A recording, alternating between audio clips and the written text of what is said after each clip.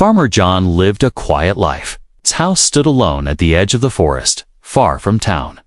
No family, no neighbors. Only his dog Max and a small vegetable garden. But something strange had started happening. Every morning, John would wake up to find vegetables missing. Tomatoes, carrots, even potatoes gone. No signs of broken fences. No footprints. No animal tracks. He thought it was maybe raccoons or a hungry deer. But the vegetables were picked clean, like someone used hands. One night, John decided to stay awake. John sat on his wooden chair near the window. A shotgun rested on his lap. Max sat beside him, ears up, tail still. The clock ticked slowly. Midnight came. The wind blew gently through the trees. Crickets chirped in the distance. Everything felt normal. Suddenly, Max growled. Low warning. Sound. John stood up slowly. He looked outside. He saw nothing. Then a flash. A small figure moved near the garden. Fast. Almost too fast. John's heart began to beat faster. He grabbed his flashlight and stepped outside. The cold night air touched his face. The ground was quiet under his boots. He walked toward the garden, staying low, careful not to make noise. Another movement. Something was there. He raised his flashlight and turned it on. A girl stood in the middle of his garden, but not just any girl. She was short, maybe 14 or 15 years old. Her skin was pale blue. Her clothes were strange, shiny and silver. Her hair floated like it had no weight, and her eyes, they glowed bright white. She held a tomato in her hands, frozen in fear.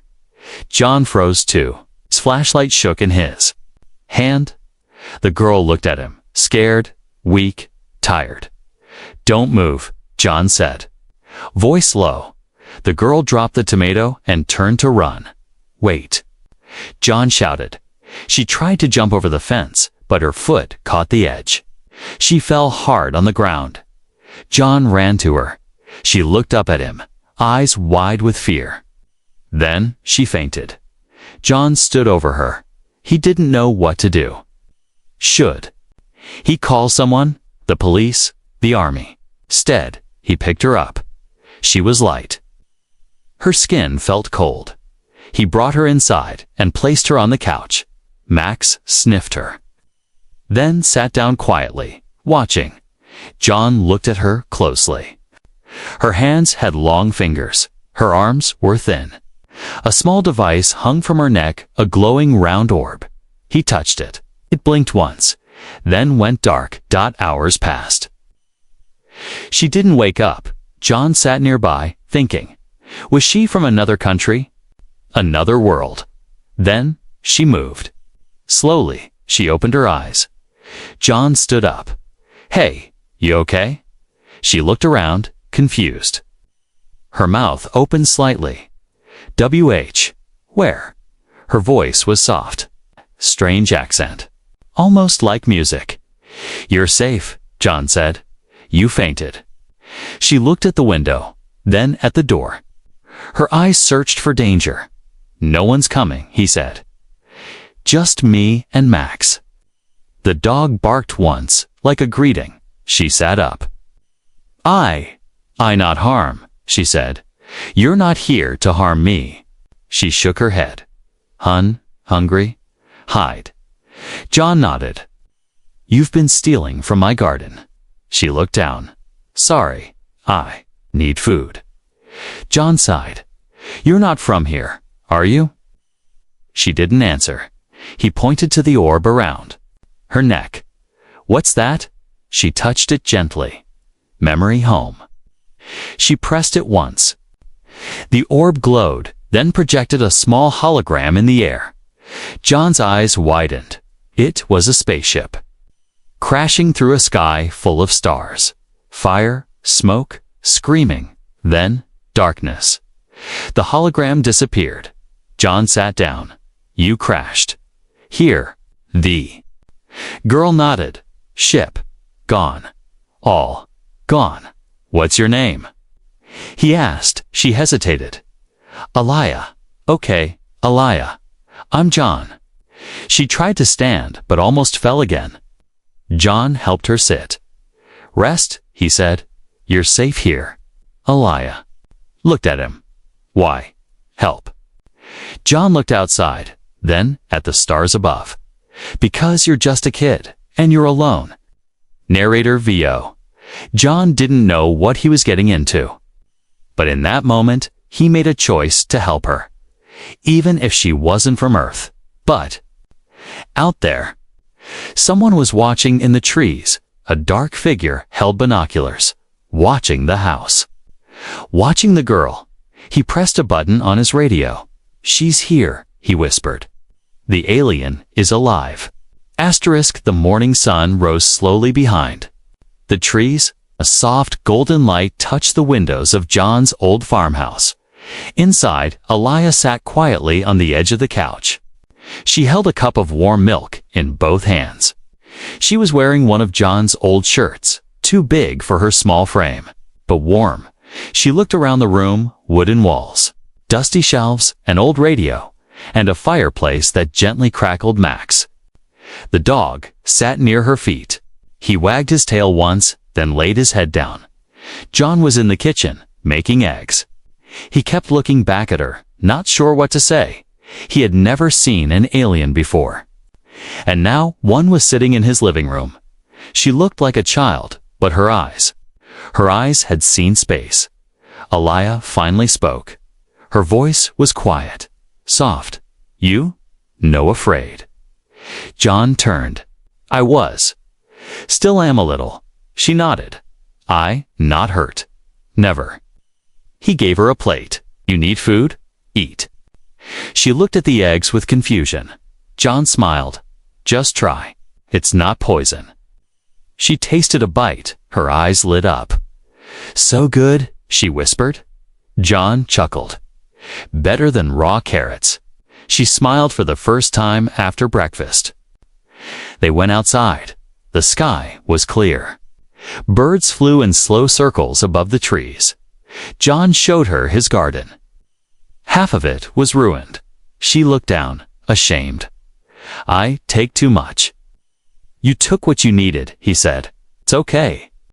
Suddenly, the orb around her neck lit up again. Alaya touched it. A voice came from the orb. It was broken, full of static, but a few words were clear. ... Survivors. Signal weak. Location unknown. John leaned closer. What is that, Elias? Smile disappeared. My people may be alive. Where? She shook her head. I don't know. Need to find Crash? John thought for a moment. All right. We'll look together. Alaya looked surprised. You help? Said I would. Didn't I? Even if danger. John looked at the forest. I've seen worse. I fought in a war once. Danger doesn't scare me anymore. They packed a small bag. Water, snacks, tools, flashlight. John grabbed his old map of the forest. Where do you think it crashed? Alaya pointed northwest. I came from there. Trees, fire, loud sound. That's near the old river trail. Let's go. As they walked, the forest grew quiet. Too quiet. Birds stopped singing. Winds stopped moving. John noticed. Something's wrong. Alaya nodded. We not alone. Far away, in the branches of a tall tree, a drone floated quietly. It zoomed in on them. It scanned Alaya's face. Then sent a signal down in a dark room miles away. A man in a suit looked at the screen. There she is, he said. Target found. Prepare extraction. Back in the forest, John and Alaya reached a blackened patch of trees. Burnt leaves. Broken. Branches. Ash on the ground. This is it, Alaya whispered. My ship. The wreckage was scattered. Nothing looked whole. A large curved piece of metal sat half buried in dirt. Strange glowing lines ran across it. Alaya ran to it. She touched a small panel. It opened. Inside, a small device blinked red. "Beacon broken," she said. Okay. "Fix." John stood guard. He looked around. "We need to be quick. I don't like this place." Alaya sat down and began working. Her fingers moved fast, pressing symbols on the device. Suddenly, a sharp sound. A crack in the trees. John turned. Someone's here. A man stepped out. Black clothes, black glasses. No smile behind him. 2 more men. They all held strange guns. "Step away from the girl," the leader said. John stood between them. "She's just a child. She's an alien," the man said coldly. "She's not supposed to be here." Alaya stood up. "No hurt, John." One agent aimed his weapon. "Move, now." John didn't move. Suddenly, the orb on Alaya's neck glowed bright. A pulse of white light shot out. The agents fell back, screaming. John grabbed her hand. "Run." They ran through the trees, fast as they could. Alaya breathed hard. Her legs were weak. John carried her when she couldn't run. Behind them, the agents followed. "We need to hide," John said. Alaya pointed to a cave. Nearby, they crawled inside just as lasers hit the rocks behind them. Darkness surrounded them. They were safe for now. The cave was cold and dark. Water dripped from the ceiling. John sat against the stone wall, catching his breath. His arm was bleeding from a small cut, but he didn't care. Alaya sat close to him. Her hands were shaking. Outside, the wind had picked up. The agents were gone for now. John handed her his jacket. "Put this on. You're freezing." She nodded and took it. "Thank you." He looked at her, scared, tired, but strong in her own way. Not a monster, not a threat. Just a girl who lost everything. "Why are they after you?" he asked softly. Alaya stared at the cave floor. "My people, we run, we hide. Long time ago, hunters follow us. Want our powers. Use us?" John frowned. "You mean? This has happened before." She nodded. "Many planets. We escape. Now." "Earth." John looked at her, confused. "But why Earth?" She hesitated. "It's hidden, quiet, not on maps. Safe." John almost laughed. "Safe? Not anymore." The next morning, they left the cave. The sun rose over the forest, casting long shadows. They walked back to the crash site, quiet, careful. Alaya's orb blinked again. "Beacon almost fixed," she said. "But I need ship core. Where's that?" John asked. Alaya pointed to the other side of the hill. "Big part of ship? Might be there." John nodded. "Let's go find it." Before they do, they moved through the trees. Birds flew overhead. A deer looked at them, then disappeared into the woods. Soon they found it, a huge metal piece, stuck deep in the earth, half covered in dirt and leaves. The side was torn open like it had been attacked. John whistled. "That's one big spaceship." Alaya ran to it. "Yes, this is the core." She stepped inside. The inside was dark, burned.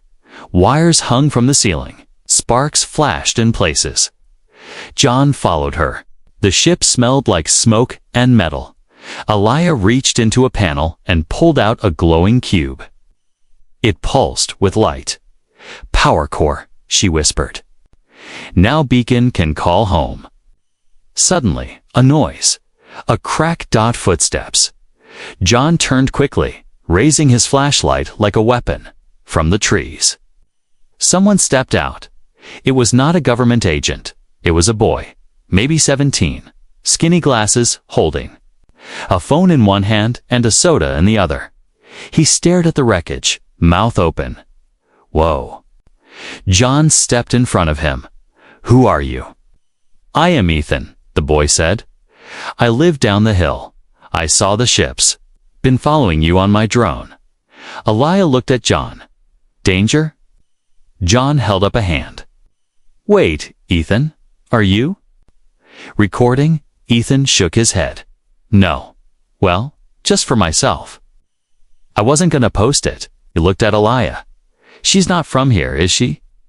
John didn't answer. I can help, Ethan said. I know how to block signals. Hide her. From scanners. John raised an eyebrow. You're a kid. I'm homeschooled, Ethan replied proudly. And a genius. They all went back to John's house. Ethan brought his laptop and tools. Inside, Alaya placed the power core into the beacon device. It clicked. A soft hum began. Blue light pulsed through the orb. Signal, going out, she said. My people may hear. John looked out the window. Let's hope they do it soon. That night, as stars filled the sky, Ethan set up blockers around the farm, small devices that jammed tracking systems. John sat on the porch, watching the trees. Alaya joined him, quiet. You believe they come for me? She asked. John. Thought, your people. Yeah, I believe they're out there. Alaya looked up at the stars. I miss them. John nodded. I miss people too. Lost my wife a long time ago. They sat in silence. Then the orb blinked again. Alaya stood up quickly. Message. A new hologram appeared. This time it showed a survivor injured, hiding near mountains. The message was short, full of static. Alaya. If you live, I'm near water. Crashed west. Help. Alaya gasped. It's Kale, my brother. Stood up. Then we go find him, but far away. Something else had arrived. A ship, black. Silent. It hovered high in the sky above the clouds, inside. Tall figures moved slowly. Not human. Not kind. One of them spoke in a deep, cold voice. The signal is live. She is alive. We go to finish what we started. K-Stack's sky was not the same anymore. High above the clouds, a silent shadow passed. It was shaped like a blade. Sharp, black, and smooth. No lights, no sound. Just a dark hunter ship drifting in Earth's orbit. Inside, the air was cold. 3 tall figures stood around a glowing map. Our skin was dark gray, their eyes silver and empty. Long armor covered. Their bodies like living metal. One of them placed a clawed hand on the map. Earth rotated slowly beneath it. The signal came from this world, one said in a deep voice. She is here. The last child of the Alari. Another hunter hissed. No mercy this time. Destroy all. They turned toward a corner of the room. There, in a cage of blue light, a weak creature sat small, shaking, eyes closed. It was an Alari child, still alive, still waiting, far below. On Earth, Alaya stood at the edge of the riverbank. Her eyes searched the far side, where mountains rose in the distance. Kale, she whispered, please be alive. John stood behind her, checking a compass. Ethan sat on a rock nearby, looking nervous. This is the area, John said. Broken message said something about water and mountains. That fits. Alaya held her orb. It blinked twice, then stopped. Signal weak now, she said. We close, but something wrong. What do you mean? Ethan asked. Alaya looked. Up at the sky. I feel them. Flashback Alaya's memory. Younger Alaya runs down a glowing hallway. Red lights flash. Alarm sounds. She sees Kale, her older brother, fighting a tall figure in black. The hunter's weapon slices the air like lightning. Sparks fly. Kale turns to her, yelling, get to the pod. Go now, Alaya cries out, but he pushes her inside the escape pod. I'll find you. Just survive. The pod launches. She watches him disappear into fire and smoke. Back in the present, Alaya opens her eyes. Her voice is calm, but filled with pain. They took him before. I ran. I was a coward. John shook his head. No, you did what you had to. Surviving isn't cowardice. It's hope. Ethan nodded. You're not alone this time. They crossed the river using fallen logs. The water was cold and fast, but they made it across. Beyond the trees, we found something hidden in the rocks. Half-buried metal, cracked glass, broken wings, another escape pod. Alaya rushed forward. Her hands trembled as she opened the hatch. Inside was a blanket, some dried food, and blood. But no Kale. She picked up a small pendant from the floor. It glowed faintly. She held it close to her heart. He was here, she said softly. He tried to survive. Suddenly, the orb around her neck blinked red. John pulled out his binoculars. He froze. They found us. Above the treetops, a hunter ship appeared. It moved like a bird of prey, fast, silent. Deadly black drones dropped from its belly, flying through the trees like metal wasps. We have to run, Ethan shouted. But Alaya stood still. No, we fight now. From her side pouch, Alaya pulled a small device. She pressed it. Light exploded from her hands. A shield of energy formed around them. The drones hit the shield and bounced back. John fired his old hunting rifle. One drone exploded in sparks. Ethan threw a rock. It did nothing. I need better weapons, he yelled. Alaya closed her eyes. She pressed the orb to her chest. It lit up bright. Lines of light ran down her arms. Her voice grew deep and clear. I am Alaya of the Alari. You will not take this world too. A pulse of energy blasted out. The drones crashed into trees like broken toys. The hunter ship pulled back, watching, waiting that night. They hid in a small cave near the mountain base. Ethan was still shaking. Are all aliens this strong? He asked. Alaya shook her head. No, only protectors. I was trained long ago, but too young. Now I must be ready. John sat by the fire. They won't stop, will they? No, Alaya said. They hunt for power. We are Keys, my brother. May still be alive. They use us. Ethan looked scared. Why not call the government, the army? John shook his head. The army won't know what to do. They'll just shoot first. Alaya looked out at the stars. No one else can stop them. Just us. Far above, in the hunter ship, the leader growled. She has awakened. Her power has returned. Then we go down, another replied, and burn everything around her. The mountain winds howled all night. John sat near the cave entrance, holding his old rifle. Every rustle in the trees made him grip it tighter. The stars above blinked, but something felt wrong, like the sky itself was watching. Inside, Alaya slept with the orb in her hands, face pale, lips trembling.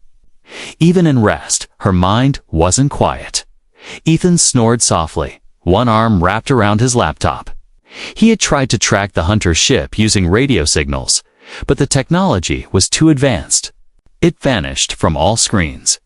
John whispered to himself, this peace is just silence before the storm. And he was right, an hour before dawn. They came, not with sound, not with light, just shadows, fast and silent. A drone slithered down the mountain wall like a spider, dropping a small silver sphere near the cave entrance. It rolled once and clicked. John saw it too late. FSSG. A burst of gas filled the cave. Max. The dog barked loudly. John grabbed his shirt to cover his face, but the gas was fast. His eyes blurred, knees buckled. He heard Alaya scream, and then blackness when John woke. The sun was up. His hands were tied behind a tree. Ethan was tied next to him, face bruised. Where's Alaya? John asked, voice dry. Ethan shook his head, terrified. They took her. The hunters. But not the gray ones. Men, humans, government. John's heart sank. No, we were too loud. They tracked us. Somewhere underground, Alaya opened her eyes inside a metal room. Bright lights above. Cold floor below. She sat on a table, wrists locked and glowing. Cuffs. 3 men in black suits stood nearby. Behind a glass wall. One of them spoke into a recorder. Subject shows mild energy pulse in containment. Appears humanoid but non-human physiology confirmed. Testing begins now. A needle moved toward her arm. Alaya's breathing grew faster. Where is Kale? She asked, no answer. The needle touched her skin. Alaya's eyes flashed white. And the lights exploded. In the control room, alarms rang. She's breaking through. One agent yelled, "Activate field dampeners." Another screamed, but it was too late. Alaya's cuffs cracked. She stood tall, her body glowing with soft blue light. I said, "Where is my brother?" The walls shook. One agent tried to run. The door slammed shut behind him without her touching it. Everything inside her had changed. She wasn't running anymore. She was fighting back. Meanwhile, John and Ethan were cutting their ropes using a sharp rock. Max barked beside them, urging them on. John finally broke free and helped Ethan. "We need to get her back," Ethan said. "But how?" John asked. "We don't even know where they took her." "I think I do," Ethan replied. "I used my tech. I recognized the signal. That base near the radio tower, old military place. No one goes there now." John loaded his rifle. "Then we go." Alaya walked through the metal hallway of the secret base. Alarms rang, but no one came near her. She didn't want to hurt anyone, but if they stopped her, she would. She passed rooms full of machines, strange symbols, weapons, files, and then she saw it. A screen showing Kale alive, weak, in a room. Below, suddenly, gas filled the hallway again. Stronger this time. Alaya coughed, stumbled, dropped to one knee. From the shadows, a hunter stepped forward. Not one of the humans, but a true one. Tall, armored, glowing eyes. "You are stronger now," it said. But still a child, Alaya tried to stand. "You took my brother." The hunter tilted its head. "We take all. You belong to the stars, not this weak planet. Earth is my home now," she shouted. The hunter raised its weapon. A white-hot blade buzzed in the air. At that moment, boom. The sidewall exploded. Smoke and sparks flew everywhere. John ran in with Max and Ethan behind him. "Get away from her," John shouted. He fired. The bullet hit the hunter's armor. It cracked slightly. Alaya stood up, power surging again. "I'm not a child anymore." She raised both hands, and the hallway lit up.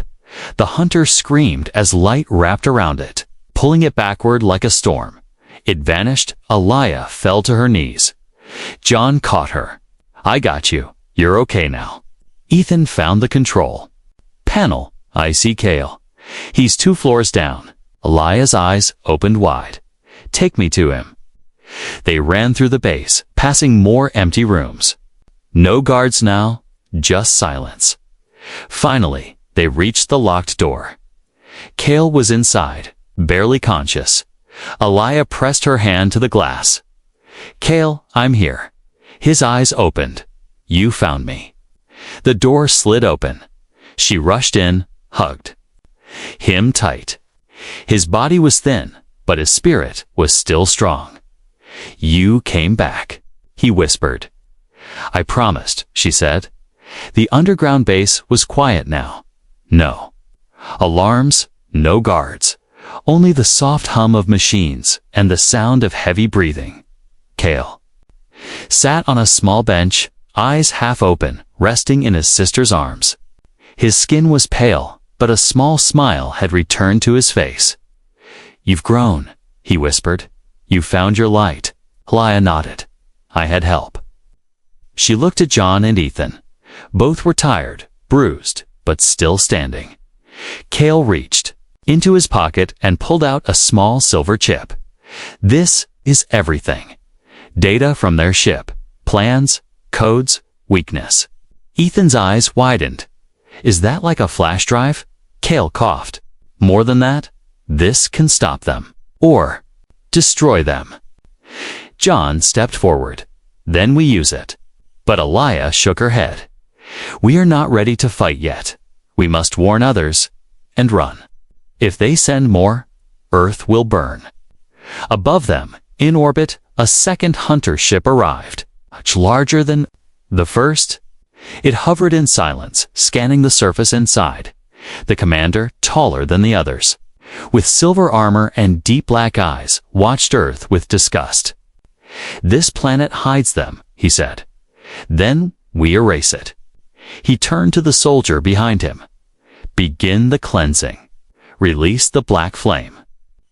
Back on Earth, inside the old military base, Ethan worked fast on the control panel. He connected the chip Cale had given him to his laptop. The screen blinked. "Okay, I see something," he said. "Coordinates, ship layout, and wait, what's this?" A countdown, 90 minutes. A dark program was running on the hunter ship. Ethan zoomed in. "It's called Black Flame." John leaned over his shoulder. "That doesn't sound like fireworks." Alaya's face turned pale. "It's a planetary wipe. Firestorm from orbit. Nothing survives." Ethan looked around. "We have to stop it." Cale sat up. "There is one way. The ship's core, we destroy it." Alaya looked at her brother. "You're not strong enough to go back up there." Cale nodded. "But you are, and I can guide you." John sighed. "How do we even reach that thing? It's in space." Ethan grinned.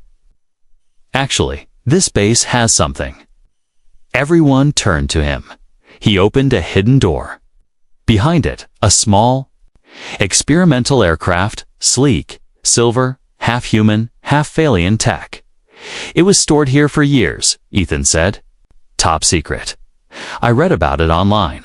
They built it using pieces from Alari tech that crashed years ago." Alaya walked up to it slowly. "Then it belongs to me." They worked quickly. John fueled the craft. Ethan loaded the data chip into its system. Cale gave Alaya a headset. "This will let us speak, even in space." Max barked, wanting to come too, but John patted him gently. "Not this time, boy." Night fell as the aircraft rolled out of the base. Alaya stood inside it, glowing softly. She looked at them one by one. To John, "You gave me your home." To Ethan, "You gave me your mind." To Cale, "You gave me my past." She smiled. "Now, I will give you all a future." The ship roared to life. Wind blew dust across the ground. The engines burned bright blue dot, and then it launched, straight up, out into the sky. High above Earth, the Hunter mothership prepared to fire. Panels on its surface opened. Red lines glowed. The countdown reached 10 minutes. Inside, the commander watched silently. A small planet, one small girl. "You will not win," he whispered. But then, boom. The side of the ship exploded. Alaya's craft burst through the enemy shield. She was inside. Alaya flew fast through the metal corridors. The ship responded to her like it remembered her people. Drones chased her, but she blasted them aside. With light pulses, her goal. The core. "Go left," Cale said through the headset. Then straight. Security room ahead. Alaya dashed forward, dodging fire. Jumping over flames, she reached the core chamber, a glowing sphere spinning above a pit of light. "Final step," Cale said. "Touch it with the orb. Your light. Must overload it." "But I won't make it out," she said. John's voice came in. Then you'll do what heroes do. You'll save the world. Alaya smiled. No, I'm not dying today. She leaped into the air and threw the orb directly at the core. Boom! A massive explosion lit the chamber. But just before it hit her, her ship reappeared. Controlled by Ethan, flying remotely. The door opened. Alaya dove inside. Outside, the hunter. Ship began to shake. Panels broke. Engines failed. The core melted, and then it exploded. A massive wave of light crossed the sky like a second sunrise. Down on Earth, John looked up, his eyes full of tears. She did it. Kaysen raised both arms. In victory, she actually did it. Kale smiled. Weak, but proud. She's more than a Lari now. She's Earth's guardian. For a few moments, Earth was silent. Above the clouds, the sky was painted gold by the explosion of the hunter's ship. The light faded slowly, like a final breath. Inside the small craft, Alaya sat in the pilot's seat, hands shaking, face covered in taid. Face covered in sweat. She was alive, but not done. John stood on the hill, Max by his side, looking up. She made it. He whispered beside him. Kale rested on a stretcher, weak but healing. Ethan sat nearby, typing into his laptop. Satellite scan just picked up something, Ethan said. Another signal? Bigger. Coming from deep space. Kale opened his eyes. The real mothership. The last one. John sighed. Of course, it's never just one final battle. In orbit, hidden behind the moon, the true hunter mothership waited. It was massive, the size of a city, with thousands of drones asleep in its belly. Inside, the High Commander stood before a wall of stars. He was different from the others, older, scarred, and silent. He had lost soldiers. He had lost ships. Now he wanted revenge. Send everything, he said. Leave no Earthstone unburned. Alaya's ship landed gently on the ground. Dust flew everywhere. John ran forward and pulled the door open. You did it? Alaya stepped out slowly, her legs weak. Kale smiled. At her, still flying solo, huh? She smiled back. Someone had to. But the moment of peace was short. Ethan's screen beeped again. Something's entering the atmosphere, he said. Multiple ships. Fast. John raised his binoculars. Far. Above, clouds began to spin. Red light flickered through them. They were coming. All of them. They had 1 hour. Ethan set up defenses around the base, EMP towers, signal jammers, makeshift weapons. John and Kale loaded every gun they could find. Alaya stood in the center of the field, holding her orb close. I need time to recharge. My energy? It's not full. We'll buy you time, John said. Ethan added. We're Earthlings. We stall like champions. Then the sky broke. Hundreds of hunter drones fell from above, like black rain. Screaming metal, blazing fire. The final invasion had begun. John fired the first shot. Max barked and chased the drones like a warrior. Ethan launched a virus into their scanners, making half of them blind. Kale, still weak, used Alari tools to turn fallen drones into mini dash traps. Boom, boom, boom, boom, one by one. The defenders pushed back. But there were too many. Alaya sat in a circle of glowing stones, eyes closed, arms open. The orb floated above her chest, drawing energy from Earth itself, light, wind, soil. She whispered, I am Alari. I am survivor.